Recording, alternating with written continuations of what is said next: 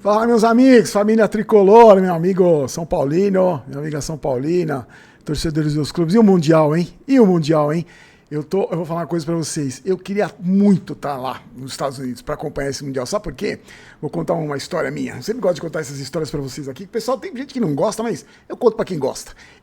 O meu sonho sempre foi assistir uma Copa do Mundo. Assistir uma Copa do Mundo, não só um jogo de Copa do Mundo, mas ir pra uma Copa do Mundo.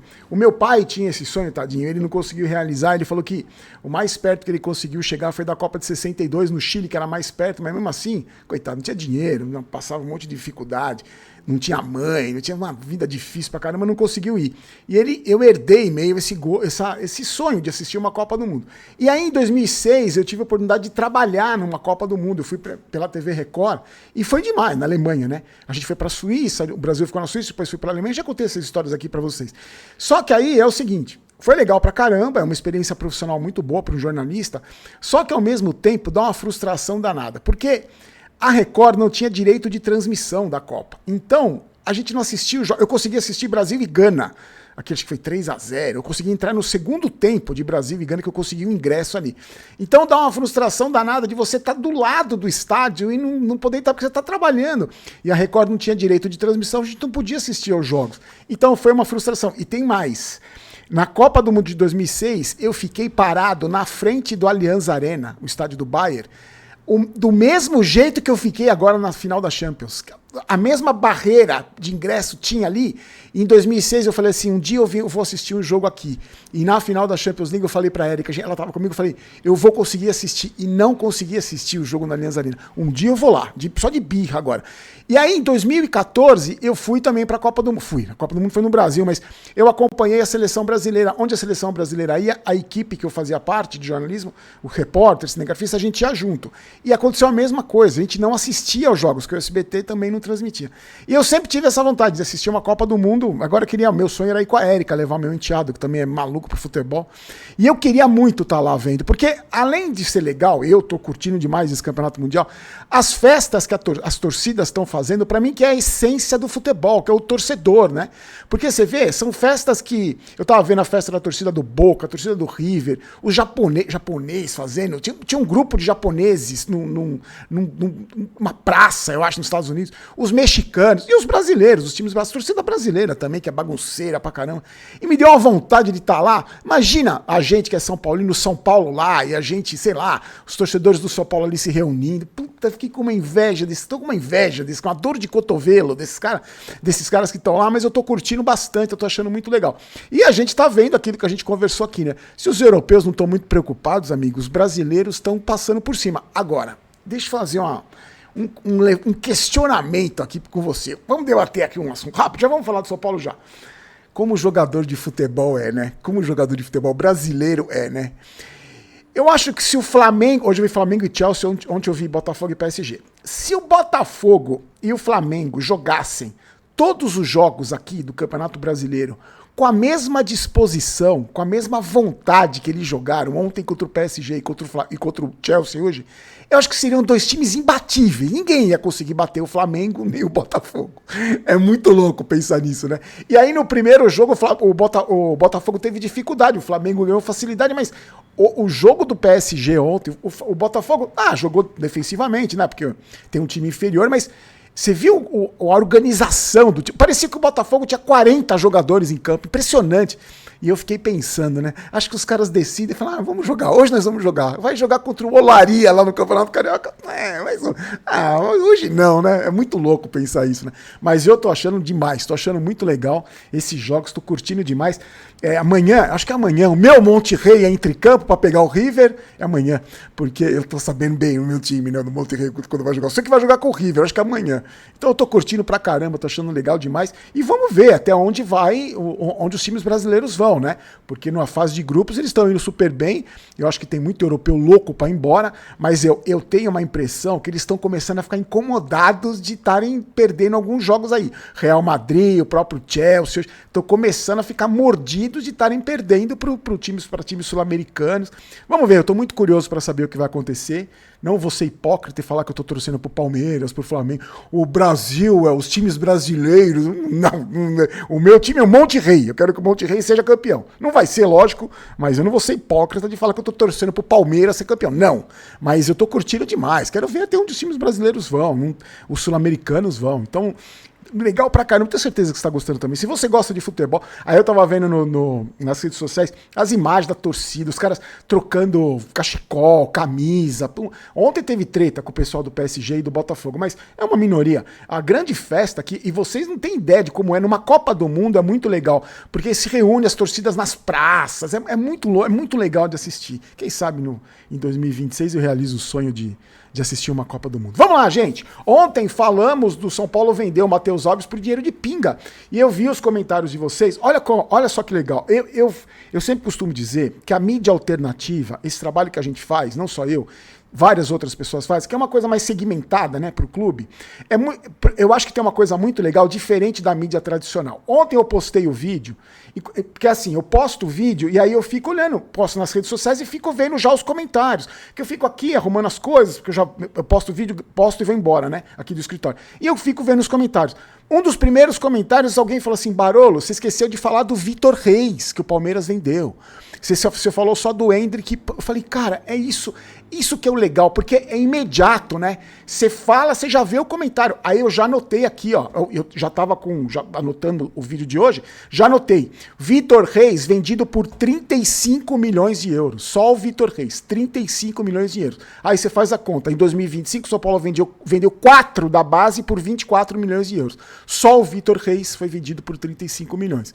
E aí 3 do Palmeiras, né? Sendo que um deles passou pela categoria de base do São Paulo, que é o Hendrick. 3 jogadores do Palmeiras, só 3 jogadores, 131 milhões de euros. E aí, hoje, surgiu uma informação que o Krasnodar, o mesmo time que levou o Diego Costa no ano passado, estaria interessado no Lucas Ferreira. E aí, olha só, a proposta seria de 8 milhões de euros por ele. Só que aí a diretoria, o blogueirinho e o Belmonte bateram o pé, falando, não, 8 milhões não. Aí você pensa, pô, vão pedir 20, né? Pediram 10. Não, 8 não, mas 10, né? Pô, gente, meu Deus do céu. 10. Não, 8 milhões a gente não vende, porque não, é uma joia da base, mas 10 leva. 10 milhões pelo Lucas Ferreira. Ele não deve sair porque o São Paulo só tem estrupiado lá no Triângulo das Bermudas do departamento médico que não recupera ninguém. Então ele não deve sair. Mas aí, porque o que acontece, gente? Como o São Paulo o Casares fica falando sempre da miséria que tá o São Paulo, dívida, aí o Belmonte vai no programa de televisão e fala que atrasa salário. Quem vai negociar com o São Paulo sabe de como tá e oferece qualquer coisa, e chuta o preço, joga o preço lá embaixo. E aí essa diretoria incompetente acaba aceitando para poder pagar dívida, salário atrasado, que são os mesmos. Lembra sempre, é o mesmo grupo que está destruindo o São Paulo há tanto tempo. Não é agora, eles não são coitadinhos porque a gestão anterior ou a outra, é o mesmo grupo político. Então vão oferecer sempre merreca para o São Paulo e essa diretoria incompetente aceita, porque não sabe vender, não sabe negociar. E eu achei que o Casares sabia vender bem. Não, o Casares sabe vender, ele vende, só que ele vende mal, né? Ele vende barato. Então é isso. Mas eu acho que o Lucas Ferreira não vai sair. Não sei, vamos esperar dessa diretoria aí, eu espero. Pra mim, nada é surpresa. Se eles venderem por 5 milhões de euros, pra mim não é surpresa. Falando em Monte Rei, ó, faz sua fezinha aí na KTO. Você pode. Já tem a Liga do Milhão, hoje saiu eles me mandaram os resultados. Eu não vou nem falar para vocês. Eu nem apareço. Na Liga do Milhão, que tem influenciadores os patrocinados pela KTO, tem um ranking. Eu nem apareço no ranking, de tão ruim que eu tô. E aí eles fizeram uma postagem no Instagram. Eu falei, vocês têm que premiar o pessoal da zona de rebaixamento. Eu nem na zona de rebaixamento tô. Mas você pode ir lá se divertir com apostas esportivas. Eu faço sempre uma por dia, perco todo dia. Os meus 5 indo pro espaço. Mas eu vou apostar no Monte Rei. Se bem que é Monte Rei em River, né? Vou apostar no empate. Vamos ver. E no meu Monte Rei e no empate. Mas você que é muito melhor que eu de palpite, faz o seu cadastro aí na KTO, que você tem certeza que você vai se divertir com apostas esportivas, porque você não é burro, você sabe o que fazer com o seu dinheiro, é responsável e se divirta com a KTO, nossos parceiros. Eu coloquei até o bonezinho porque tá frio aqui. Então se divirta com a KTO, tá no primeiro comentário fixado sempre, tá? Vamos lá. O Al Ain foi o time do Crespo. Vocês lembram? O Al Ain que tá disputando o Mundial foi o time tomou 5 da Juventus. Foi o time do Crespo. O Crespo dirigiu esse time aí. Só que aí, o que aconteceu? Por que ele está disputando o Mundial? Porque ele fez uma campanha vitoriosa, o Crespo, comandando o time, uma campanha vitoriosa na Liga dos Campeões da Ásia 23-24. Foi o último jogo, eles venceram por 5-1 o Yokohama Marinos lá, foram campeões. Aí esse título garantiu a vaga deles no Mundial. Só que é o seguinte, depois do título, o Crespo ficou só 5 meses mais, porque eles entraram numa decadência monstra. Ele foi perdendo jogos, nas 4 primeiras rodadas da fase final da liga da atual temporada, o Al Ain somou 1 ponto só, e aí mandaram o cara embora. O Crespo foi demitido depois de uma goleada por 5-1 do Al Nassr, do Cristiano Ronaldo, em cima do time dele, no dia 5 de novembro, e aí o Crespo foi demitido e ficou sem clube, né? Mas foi ele que classificou o São Paulo para o Al Ain para o Mundial. Aí, a gente estava falando, eu comentei com vocês, né? O Crespo vai pegar um grupo de jogadores que lembra que teve a passagem do passado lá, a primeira passagem dele, que ele cobrava os jogadores, a comissão técnica dele, inclusive o preparador físico que não vem um outro, já vou falar disso, quero saber a sua opinião também. Só que eu achei que ele fosse encontrar um número maior de jogadores que trabalharam com ele. Na verdade, não. Ele vai trabalhar só com 6 jogadores que trabalharam com ele. 6, acho que são 6. Ó, pra você ter uma ideia, a moral do Crespo subiu comigo porque ele conseguiu ser campeão paulista com Volpi, com Pablo, com Reinaldo, com Orejuela no elenco, com Lisiero no elenco, com William Trator sem freio no elenco, Bruno Alves, Scheder e Shailon. Ele conseguiu ser campeão. Só que aí ele vai encontrar só 6 jogadores. Ó, o Lisiero, que tá de saída, graças ao bom Deus, o Caleri, o Luciano, o Arboleda, o Igor Vinícius, que aliás, eu vi uma informação de que o Crespo vai querer que ele fique. Ninguém quer o Igor Vinícius, só você. O Santos não quer, o Paulinho quer, só você quer, só faltava essa. Não começa errado já, Crespo. Libere o menino pra ele jogar, não, libere ele pra ir embora, pelo amor de Deus. Só que aí ele vai reencontrar um cara que eu tenho certeza que ele vai dar mais, torço para que ele dê mais oportunidades, que é o Luan. Porque depois, você lembra, né? O Crespo colocou o Luan como titular. O Luan, no título de 2021, fez o gol, que ele chutou, a bola desviou no jogo da volta, depois o Luciano fez o segundo gol. Teve o melhor momento dos últimos tempos, o Luan, com o Crespo. Depois que o Crespo saiu, o Luan se machucou e aí nunca mais teve espaço. Passou Rogério Ceni, não deu espaço, passou Dorival, não deu espaço, passou Carpini, não deu espaço. Aí ele foi pro Vitória, do Carpini, né, que o Carpini estava no Vitória. Ele fez uma ótima campanha no Vitória, só que acabou o empréstimo, o Vitória não tinha dinheiro para pagar, para comprar os direitos dele, ele voltou para o São Paulo. Então, gosto muito da ideia do Crespo recuperar o Luan. E agora, Luan, é o seguinte, você já teve 1 milhão de chances, né, meu velho? Já teve 1 milhão de chances. Agora, eu acho que tem um treinador aí que tem uma predisposição de te colocar para jogar, de dar oportunidade para você. Aí tá na sua mão, né, velho? Tá na sua mão. Só depende de você, eu acho que só depende de você. Aí a gente falou ontem sobre os treinadores que passaram na gestão Casares, que o Crespo, a primeira passagem dele, foi de melhor aproveitamento de todos os outros. Ó, depois que ele saiu, o São Paulo teve na gestão Casares o Diniz, depois o Crespo, Ceni, Dorival e o Carpini e o Zubeldia, né? Que o Carpini nem conta. O Diniz, ó, 75 jogos, 34 vitórias, 21 empates e 20 derrotas. Um aproveitamento de 54,67%. Olha só o número do aproveitamento, tá? Aí o Crespo substituiu o Diniz, ganhou o título do Campeonato Paulista, vencendo o Palmeiras, né? Aí o Crespo, ó, 53 jogos, 24 vitórias, 19 empates e 10 derrotas. Guarda o aproveitamento, 57,23%. Depois que o Crespo saiu, veio o Ceni pro lugar dele. 49 vitórias, 28 empates e 29 derrotas, um aproveitamento de 55%. O Dorival, que conquistou o título da Copa do Brasil, obrigado Dorival para tudo sempre, 54 jogos, 25 vitórias, 13 empates e 16 derrotas, um aproveitamento de 54,3%. O Carpini, horroroso, 18 jogos, 50% de aproveitamento, o pior dessa lista toda. Aí veio o Zubeldia, 85 jogos, 38 vitórias, 27 empates, 20 derrotas, um aproveitamento de 55,29%. O Crespo da primeira passagem dele, vamos só pra gente não esquecer, o Crespo da primeira passagem dele, 57,23%. Aí você vai falar, Barolo, que desempenho ridículo desses técnicos do São Paulo. 57% é muito. O máximo ter 57%, eu acho muito pouco. Eu acho muito pouco. E é aquilo que a gente fala, gente. O problema do São Paulo muitas vezes é treinador, só que tá longe de ser o principal problema.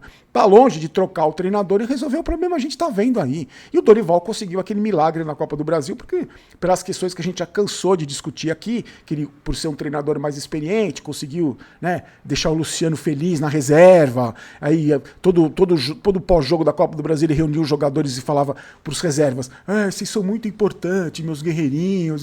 Então ele conseguiu, mas um aproveitamento horroroso dos treinadores do São Paulo. A gente fala, né? Trocar de técnico às vezes é uma solução. É uma solução quando você traz o melhor, quando você traz um treinador bom. No São Paulo você vê, oscila, é mais ou menos na mesma média. Não tem. O Crespo se destacou, mas também é isso aqui, só na frente. Vamos lá, eu quero falar dessa história do cabidão de emprego aí, que tá no título do vídeo. Antes, deixa eu mostrar pra vocês a minha garrafinha. Eu já mostrei isso aqui pra vocês, a garrafinha nova? Olha que legal essa garrafinha da Golcase aqui. Eu sempre pego erro na hora de mostrar. E aí você pode colocar seu nome aqui, olha que legal. Já com o padrão do uniforme, né? É muito legal isso aqui. Essa garrafinha é sensacional. Usa o cupom GOLBAROLO pra você. Essa aqui é lançamento, tá? Eu peguei aquela canecona grande também. É lançamento e tem todos os outros produtos do site pra você se divertir, pra você aproveitar, né? Não só os copos, as garrafinhas, mas copo, mochila, aquela mala que eu mostrei pra vocês, que é legal pra caramba, agora chegando férias escolares. Mas usa sempre o cupom GOLBAROLO, tá? Pra você ter um descontinho, pra você aproveitar o desconto. Olha só, os planos do Crespo, hein? O Crespo deve chegar segunda ou terça-feira, e aí ele vai definir, junto com a comissão técnica dele, como é que vai ser a agenda de treinamentos e se vai ter amistoso, porque o São Paulo só vai jogar no dia 13 de julho, pegando nada mais, nada menos do que o Flamengo fora de casa. Então, porque o Zubeldia tinha acertado com a diretoria que ia fazer jogo-treino, depois que os guerreirinhos voltassem de férias. Mas aí a gente não sabe, né, o que vai acontecer. Até porque a ideia do Zubeldia com a diretoria era fazer jogo-treino para colocar os caras que estão no departamento médico para jogar, né? Só que aí, vai recuperar? Até agora não recuperou ninguém, né? Os caras estão de férias, aí agora vão voltar, não recuperou ninguém. Então a gente não sabe como é que vai ser com o Crespo, se vão recuperar esses jogadores e como é que vai ser o planejamento. Só que aí é o seguinte, gente, eu falei para vocês, né? É a Erika mandando mensagem, peraí. Agora não vou. Agora, quem manda no relacionamento sou eu não vou atender. É jogo duro mesmo.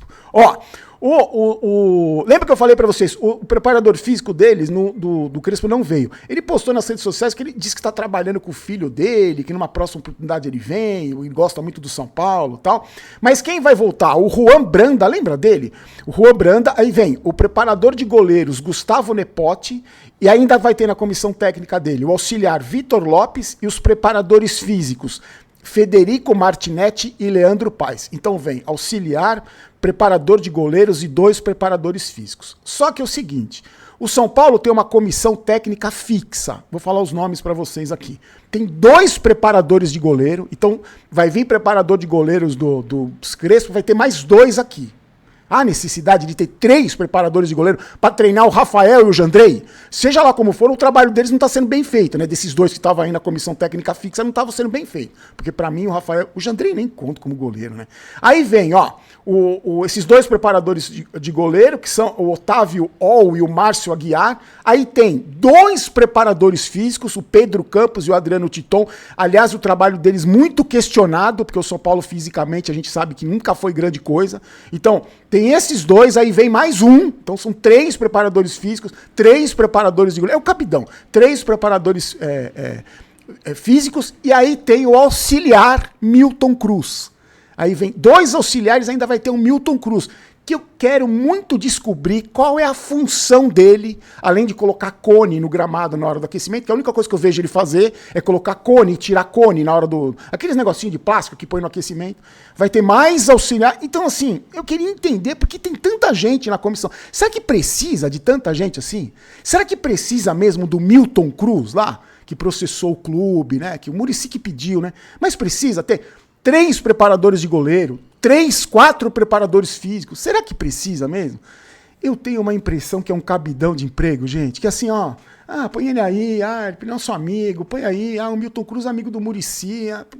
Assim, nada contra, não é contra pessoal. O Milton Cruz, inclusive, é um cara adorável, eu já conversei com o Milton Cruz algumas vezes. Um cara de uma simpatia extrema, um cara muito gentil, um cara muito bacana. Por isso que eu falo pra vocês, não é pessoal, mas eu queria entender qual a função já do Muricy, eu não sei. Imagina do Milton Cruz. Então eu acho que esses erros estruturais, né, institucionais, estruturais do São Paulo, que eu acho que você soma um aqui, você soma outro ali, que aí compromete tudo. Por isso que não adianta trocar de treinador. Aí vem o São Paulo contrata um treinador que traz uma comissão técnica e pega uma comissão técnica que já tem. Que a gente está vendo que não está funcionando. Então, o trabalho desses preparadores físicos são avaliados, será, ou só pela torcida? Que a gente está vendo os caras desmininguidos no final do jogo.